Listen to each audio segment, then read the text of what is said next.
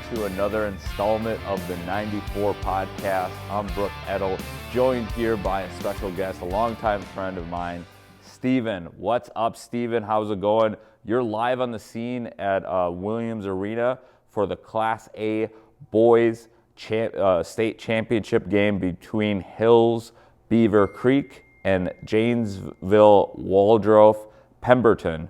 What's going on, Steven?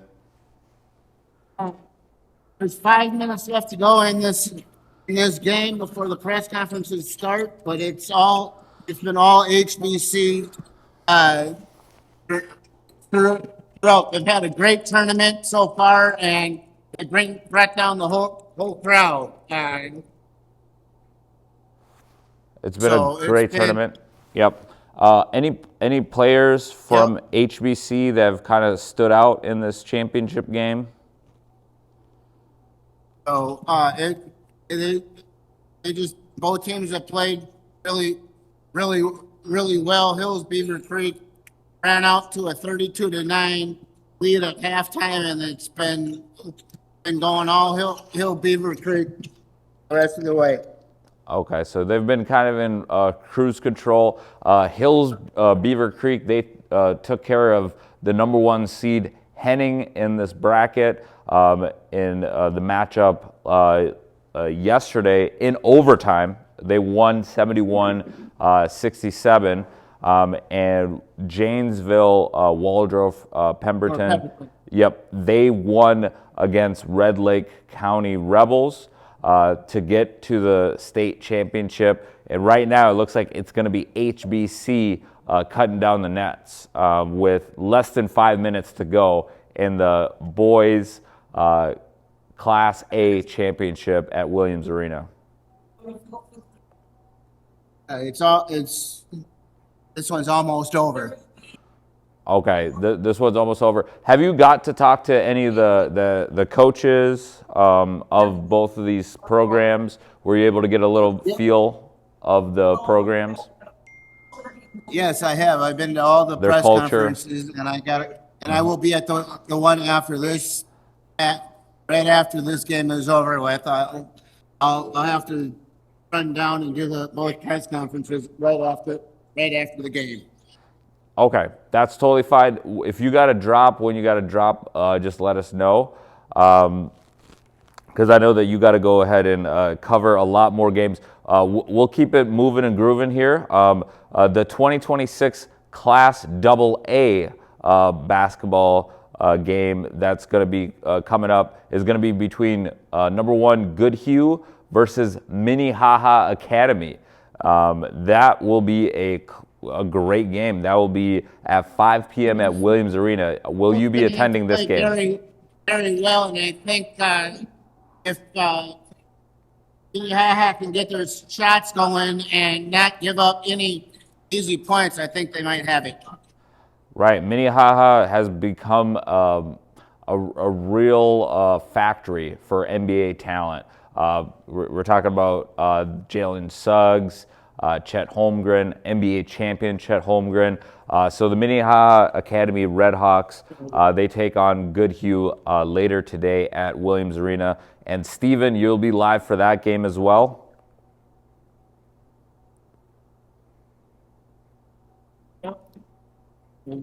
Both teams are emptying their benches now. This one is pretty much over. Gotcha. They're emptying out the benches. It's pretty much over at this point. Okay, moving forward, taking a look at the other state championship games, the 2026 state class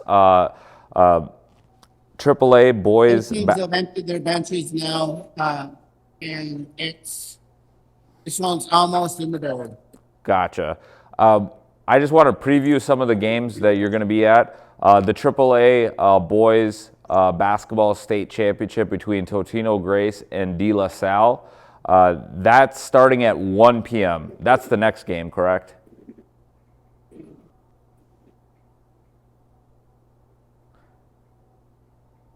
So Totino Grace and De La Salle, that's the next game coming up, right, Steven? I think we may have lost Steven. I don't know if the audio is still going. But taking a look Yeah, at, I think you were talking, Stephen. What were you saying?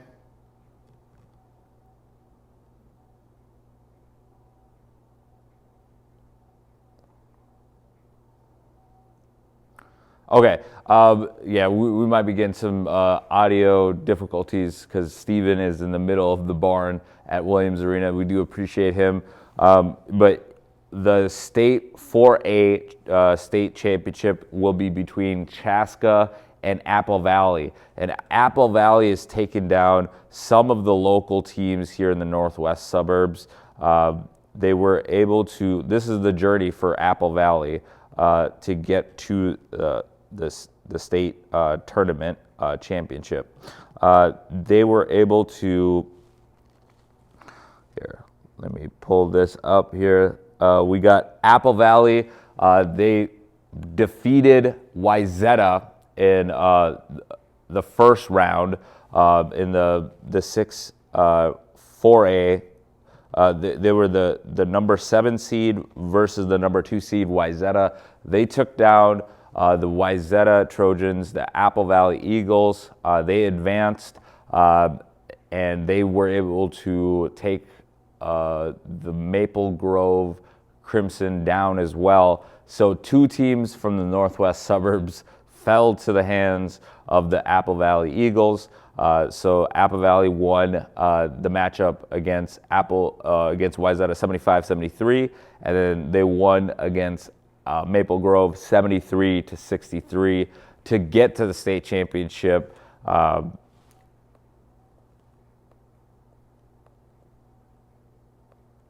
And what we're seeing here on the other side of the bracket, where Chaska, they took on Lakeville South. They won 71-53 in their first round, and then they were able to defeat Tartan 60-51. The state championship will be at 8 p.m. at Williams Arena. So it's a full day for you, Stephen, right?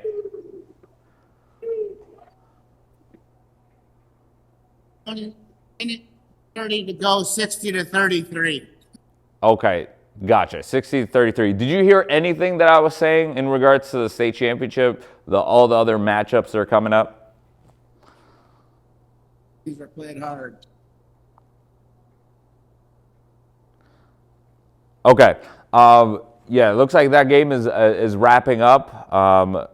We do appreciate you just giving us a live report on what's going on with the 2026 Thank you. State Class A Boys Basketball Championship.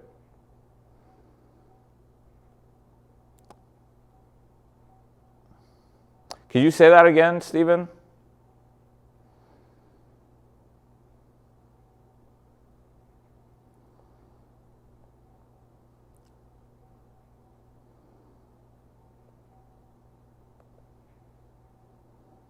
Stephen, do we still got you?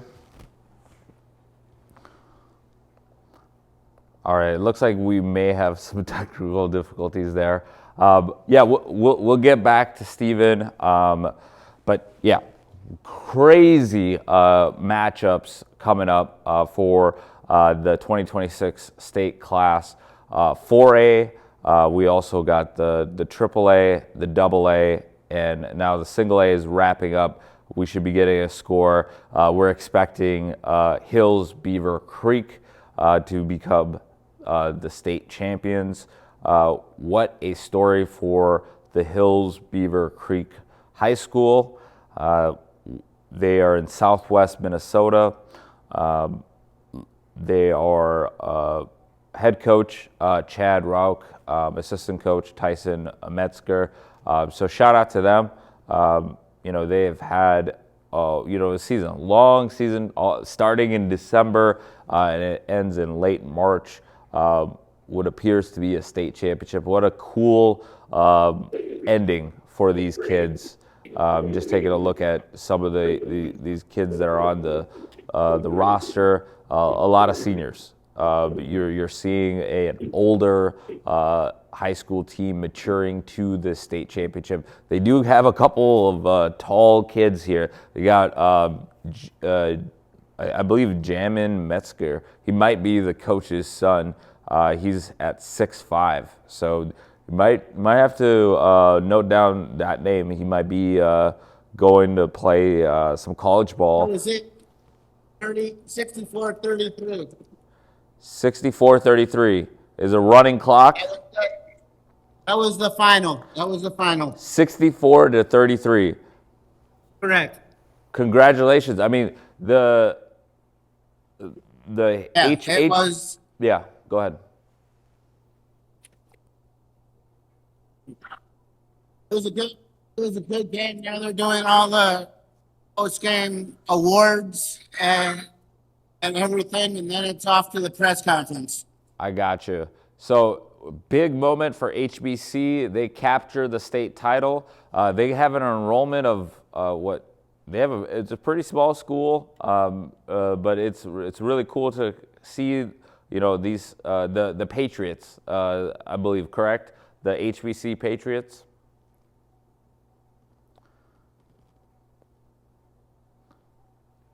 Yeah, they were able to win the state championship for Class A. So congratulations to Beaver Creek High School Patriots, the newly minted state champions. Steven, tell me about it though. Like, are you excited for the rest of the tournament coming up? Yeah, I am. I think that it's going to be we had one game, and then I think the rest of the day is going to be very fantastic basketball. We've had a great second half tournament. For sure, especially with excuse me, especially with Totino Grace and De La Salle coming up. That one was an epic matchup, and I know that you were rooting for Richfield to get to this championship game and for you to be covering it. I think that would have been special. The Cinderella story. But De La Salle, Totino Grace, you know that they're going to put on a show.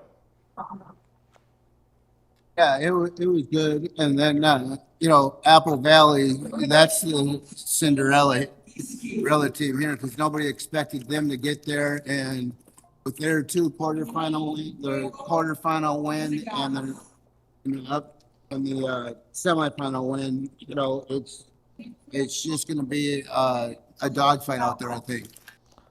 Oh, for sure, absolutely. A Cinderella story for Apple Valley. They took down number 2 Wayzata, and then they followed that up by taking down the number 3 team in the bracket with Maple Grove Crimson. Yep. I'm about to go step off to the press conferences because they're just wrapping up the award ceremonies. Okay. So you got to run. You got to run at this point. Okay. No, I appreciate the time, Steven. Thank you for helping us kind of break down a little bit of the state tournament, the boys basketball tournament. Would love to have you on in future aspects, and then we can talk more high school sports with you. But yeah, make sure, hey, Steven, this is your time to shine. Make sure to plug your blog and also all your social workings so people could stay connected with you, and also read up on the stories that you do, put out.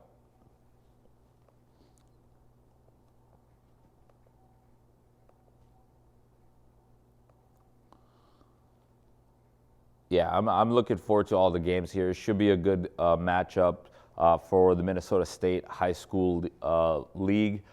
Great tournament put on so far, and we know that this, this is a perfect transition to the next topic here. As Steven, Steven, feel free at any point if you got to log off just to take off. That's totally fair. We do appreciate your coverage of the high school state tournament. But it was at Williams Arena, and Williams Arena was electric last week with the Gophers. The Lady Gophers, the Golden Gopher women's basketball team, they made it to the Sweet 16. They were led by Amaya Battle and Mara Braun, the stars for the Gophers basketball team this edition, the 2025-2026. The Gophers were able to make it to the Sweet 16. First time making it to the tournament in about 8+ years. Just a great story for Gophers sports, and just the energy that they were able to capture in Williams Arena. You had PJ Fleck. You also had Medved with the men's Gophers basketball team there. Just a cool story for Williams Arena to be able to have back-to-back home playoff games. The Gophers, in the first round, they were able to take care of the University of Green Bay, and then they followed that up, and then they took down the Ole Miss Rebels to advance to the Sweet 16. Unfortunately, that's where their season ended against UCLA Bruins. But this will be an exciting run for the Gophers to remember and also build on for future seasons to come. What a cool story for this Gophers women's basketball team. Yeah, would love to continue to see where this story goes, because they were the NIT champions last year. A lot of people don't remember those matchups because it's not the March Madness premier tournament, but I know March Madness is heating up. Sweet 16 action last night between UConn and Michigan State. That was a great finish to that game. UConn wins 67-63. Dan Hurley was able to get UConn to rise to the moment. Tom Izzo, just a masterclass, being able to get that team back into it.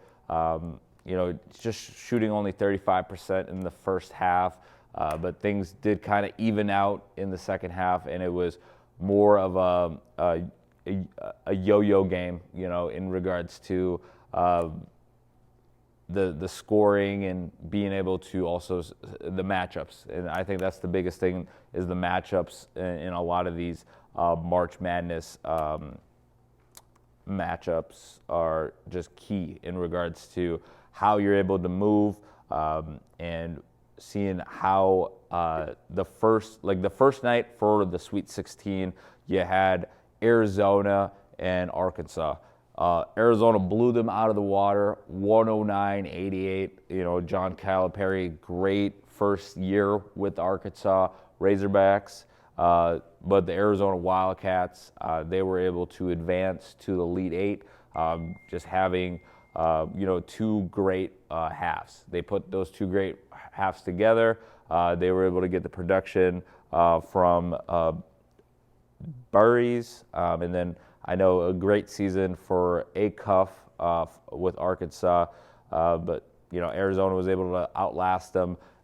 Purdue and Texas, this was a barn burner, going back and forth.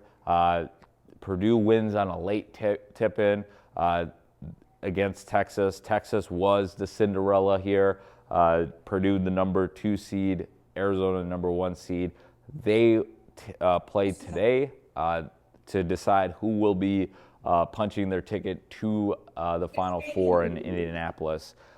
So that will be a huge matchup, especially knowing that Purdue would be going home. It would literally be a home Final Four for Purdue.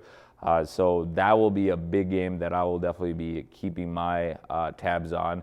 The other game is coming up is a Big Ten Elite Eight matchup between Illinois and Iowa. Iowa was able to take care of another Big Ten school in Nebraska in the Sweet 16, 77-71. Notably, they did take out the defending champions in Florida. The Florida Gators were eliminated by the Iowa Hawkeyes last weekend to get to the Sweet 16. Now Iowa is continuing this storied run. Sage had a great game for them. He had 19 points, 8 rebounds. Nebraska's Sanford poured in 25 points, but it was not enough for the Nebraska Cornhuskers to withstand the Iowa Hawkeyes in the battle of the Big Ten in the Sweet 16 matchup. And then you had the Fighting Illini outlasting the Slamma Jamma Houston Cougars 65-55. Great game by the Fighting Illini. It was a low-scoring first half. They turned it up a little bit more in the second half, winning going away by 10. Illinois takes down Houston to reach the lead 8, and it will be decided between Illinois and Iowa later today. And as we mentioned, UConn beat Michigan State. So a lot of Big Ten schools. That's one common thread here, is a lot of Big Ten schools in this March Madness late in the tournament. You got St. John's and Duke. That was yin and yang. They were going back and forth. And then St. John's, what a storied career for Ejiofor. Zuby had 17 points, 8 rebounds, 6 assists. He's Mr. Do-It-All for St. John's. Rick Pitino falls short. He loses to Duke and John Shire. Duke, the number 1 seed in this bracket. And with the Boozer twins, you had Cameron Boozer leading the way with 22 points.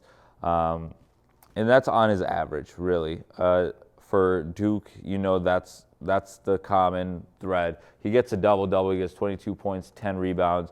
The matchup will be between number 1 Duke versus number 2 UConn for the chance to go to Indianapolis in the Final Four. Great game by Reed for UConn. He had 20 points.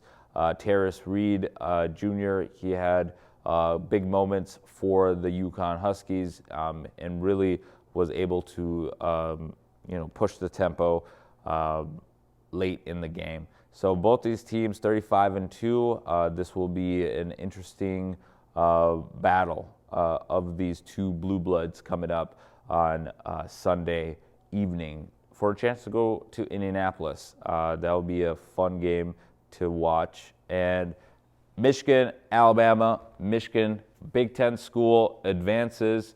They win 90-77. And Tennessee and Iowa State, SEC was able to at least win one of those matchups. Tennessee Volunteers, they continue their Cinderella story. They take out Iowa State. The Cyclones are no more. They are out. They lose 76-62 in the late matchup. Great games by Michigan's Lindbergh. He had 23 points, 12 rebounds, 7 assists. Alabama, valiant effort by Phil On Jr. He had 35 points, 7 rebounds. But the Crimson Tide, they get bounced, roll tide to next season. And the Tennessee Volunteers, they will take on the Michigan Wolverines for a chance to go to their very first Final Four. And Michigan has an opportunity to win the Midwest region by taking on Tennessee. That's coming up on Sunday. But great matchups for Saturday, as we mentioned. Iowa, Illinois, Big Ten, Purdue, Arizona. So the first game is going to be at 5 p.m. That's going to be in Houston. That'll be the Iowa-Illinois matchup. And then the nightcap is going to be in San Jose at the San Jose, California. That'll be between Arizona and Purdue. So nice West Coast flavor for Arizona. Arizona is favored and Illinois is favored in these matchups. And in Sunday's matchups, we're taking a look at the DC regional or the East regional for UConn and Duke. Duke is favored by 5.5. And we have Michigan and Tennessee. No surprise here. Michigan is favored by 7.5 points. Those will be the final games before the Final Four. So that's a really cool setup here. The Elite Eight has definitely not disappointed. So Indianapolis is going to have a great, a great story coming up, and with all the games that are coming up. Also looking at the matchups here with.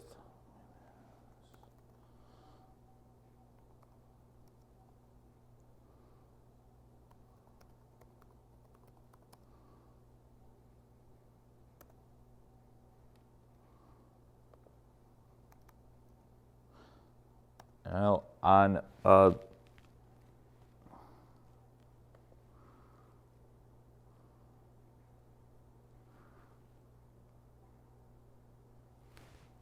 let me see if we can pull up the brackets, because I don't know, there's not too many live brackets, I believe, that are perfect at this point. There's been enough of a shakeup. Yeah.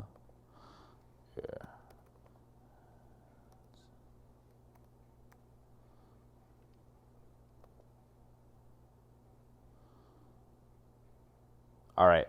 Currently, for the women's, I was able to take a look at their current scores. We got Michigan and Louisville. Second half, Michigan is leading 32-29.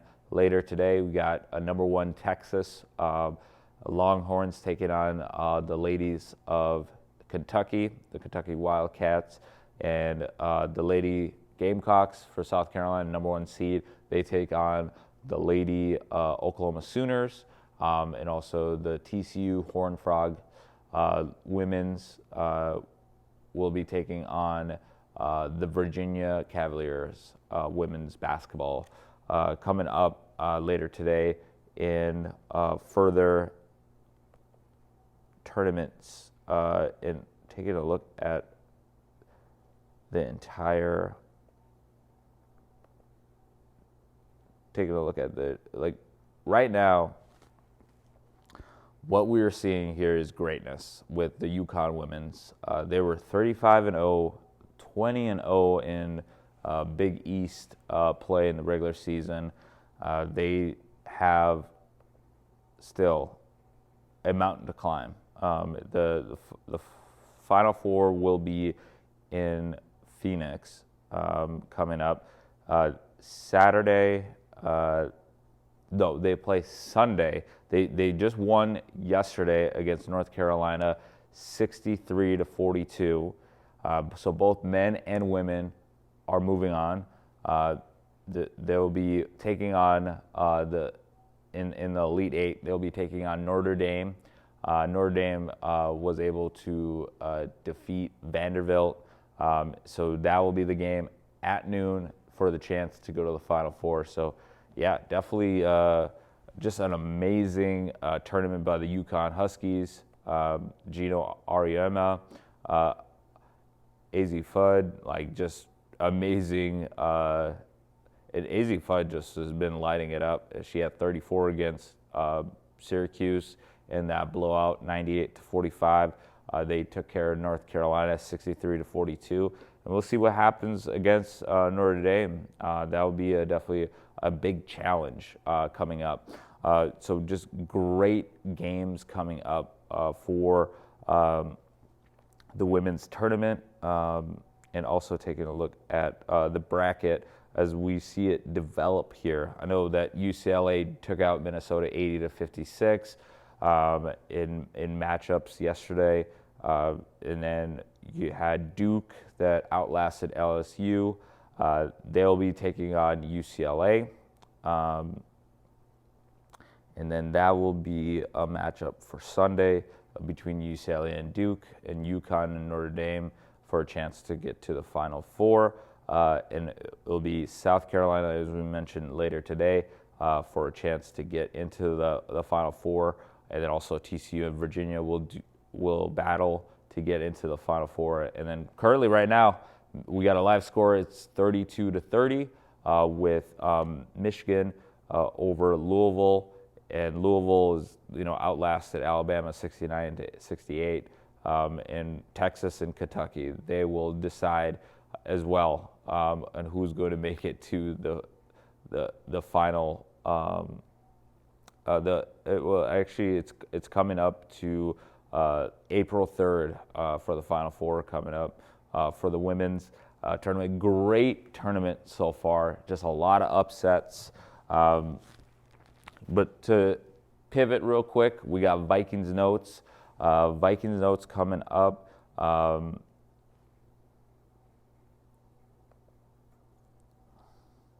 You got Kyler Murray.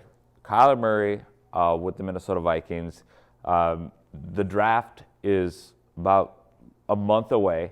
You got the number 18th pick. Second round, you got 17th pick. Third round, you got 18th pick again. Third again, you have the 33rd pick. Fifth round, you got the 23rd pick. Sixth round, you got the 15th pick. Seventh round, you got an 18th pick. Seventh round, again, you get the 19th pick back-to-back. And then your last pick is the 28th pick in the 7th round. So all in all, you have 9 picks total. So it's a little interesting to figure out, like, what can the Minnesota Vikings do to kind of shore up this offense. You're taking a look at this offense with, right now, question mark at quarterback position. You do bring Aaron Jones back. You have Jordan Mason. You bring back TJ Hawkinson on a team-friendly deal. You have wide receivers in Justin Jefferson and also Jordan Addison that you're bringing back. You let Jalen Naylor go in free agency. He signs with the Las Vegas Raiders. And obviously you had the unfortunate passing of Rondale Moore. Mental health is serious topic, and definitely want to recognize how difficult that is for the family and also his teammates. They are human. At the end of the day, it is a life that was lost. So very tough for the Vikings to really take a look at what they have. Coming off the season, you had J.J. McCarthy throw for 1,632 yards, only 11 touchdowns, QBR rating of 39.6. Jordan Mason led the club with 758 yards. He had 159 carries, 6 scores for Jordan Mason. And Justin Jefferson was able to continue his 1,000-yard streak. He had 84 receptions and only 2 touchdowns. So I know Justin Jefferson is ready to really build on, a bounce-back season. The Vikings were 29th at 166.7, 29th in the league. Their rushing yards were 108 yards.3 per game. Points for was 20.2. 26 in the league. That's just not really good enough. That's just really mediocre. Points against was 19.6. So the defense was keeping them in a lot of games. But I think right now what needs to be really talked about is what is going to change. What's going to change? Is it going to be the offense is going to take a big step forward? We'll see what Kyler Murray brings to this offense. That will be the competition between him and J.J. McCarthy. I'm looking forward to seeing how April plays out. Also, the months coming up, May, June, and then once you get to July and you're in pads and you're really seeing these players out on the field, that's when we're going to get our real answers. And also taking a look at the offensive line, seeing if there might be some trades out there. But Timberwolves, I was at the Timberwolves game against the Houston Rockets. What a cool game that was. The Rockets and Timberwolves, they made it to overtime. It was, they tied at 95 going into the overtime. The Rockets, they got out to a 13-0 run. They were leading 108 to 95. And at that point, Target Center was kind of filtering out. It looked bleak. In games in those situations, teams are 0 and 180 until this past Wednesday. The Minnesota Timberwolves made it a stat to be 1 and 180.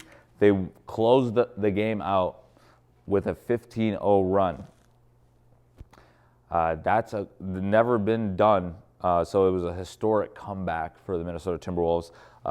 They logged 265 minutes against the Houston Rockets and Kevin Durant. I know Ime Udoka, probably broke a couple of whiteboards by the time that they got to the dressing room after this game. It was a frustrating loss. Sagoon, he was able to make some key plays, just not enough plays for the Houston Rockets. Huge game by Julius Randle, Bones Highland, Ayo Dosunmu was out, Anthony Edwards was out. Jaden McDaniels had a big game at the end in key sequences. Mike Conley in a spot start was able to also pour in some big buckets late for the Minnesota Timberwolves. And Dante DiVincenzo hit a 3 to tie it, and the nice jumper by Julius Randle to seal it. And he poured in 24 points. So big win for the Minnesota Timberwolves. They got a big game coming up this afternoon against the Detroit Pistons. No Cade Cunningham, unfortunately, because of the collapsed lung that he had suffered against the Washington Wizards. That will be a game to definitely tune into. The Minnesota Timberwolves are looking the part. They're currently third in the Northwest Division with a record of 45-28. They got a couple of tough games coming up. They have the Toronto Raptors, the Indiana Pacers. Again, no Tyrese Halliburton, so they're on a down year. So that's probably the winnable game that you would see right now in the schedule. Tough matchup against the Orlando Magic. The Orlando Magic defeated the Minnesota Timberwolves earlier this month. And the Houston Rockets, they get one more time against these Rockets before the playoffs, and then they close the season against the New Orleans Pelicans at Target Center. So for today, I believe Ayo Dosunmu will be out, as well as Jaden McDaniels and Anthony Edwards. So this one is going to be a tough uphill battle for the Minnesota Timberwolves against the Detroit Pistons, who are going to be at Target Center with a record of 53-20.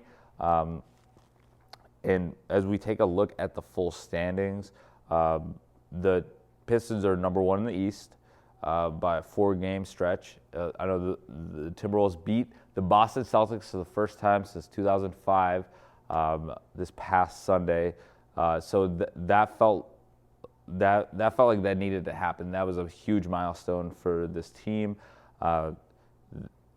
What we're looking at right now for the Western Conference playoff picture, you got OKC number 1 at 58-16, San Antonio Spurs at number 2, the Los Angeles Lakers firmly at 3, the Denver Nuggets at 4, now the Minnesota Timberwolves at 5, the Houston Rockets at 6, and then the play-in tournament is right now the Phoenix Suns at 7, the LA Clippers at 8, the Portland Trailblazers at 9, and then number 10 is the Golden State Warriors. And I think that is the play-in tournament right now, because the Pelicans are eliminated, Grizzlies are eliminated, the Mavericks are eliminated, the Jazz are eliminated, and the Sacramento Kings are eliminated.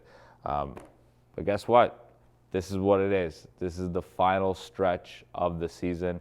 I'm looking forward to catching more of these games coming up. You also got the Minnesota Wild. Real quick, big game against the Boston Bruins today.